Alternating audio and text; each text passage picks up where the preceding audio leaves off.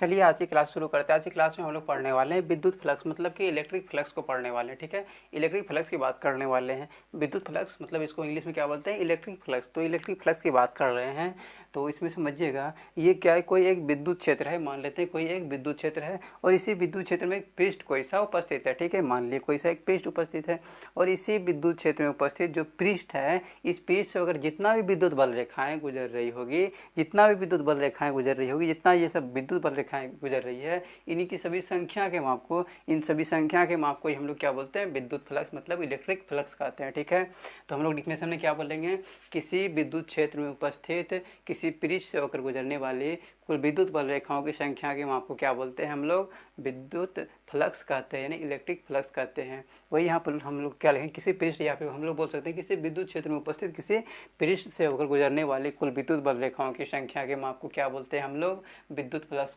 कहते हैं। और विद्युत फ्लक्स को हम लोग फाई ई से सूचित करते हैं। अब यहाँ पर ये देखिए, इसको हम लोग क्या बोलते हैं, फाई बोलते हैं और ये ई है, इसको हम लोग फाई ई से सूचित करते हैं। विद्युत फ्लक्स को हम लोग किसे सूचित करते हैं, फाई ई से सूचित करते हैं।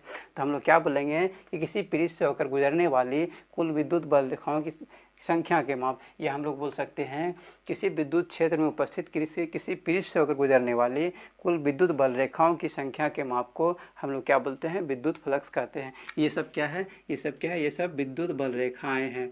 ये सब क्या है, विद्युत बल रेखा है, विद्युत बल रेखाएं हैं। ये सब क्या है, विद्युत बल रेखाएं हैं। तो किसी भी पृष्ठ, ये क्या है, विद्युत क्षेत्र में उपस्थित कोई है कि पृष्ठ से, इस पृष्ठ से होकर जितनी भी विद्युत बल रेखाएं गुजर रही है, उसी की संख्या के माप को हम लोग क्या बोलते हैं, विद्युत फ्लक्स मतलब इलेक्ट्रिक फ्लक्स कहते हैं। अब इसके सूत्र की बात कर लेते हैं। इसका सूत्र क्या हो जाएगा, फाई ई इक्वल टू क्या हो जाएगा, ई ए कोस थीटा हो जाएगा, ई ए कोस थीटा। लेकिन ये किस रूप में है, ये अदिश रूप में है। ठीक है, ये स्केलर क्वांटिटी है।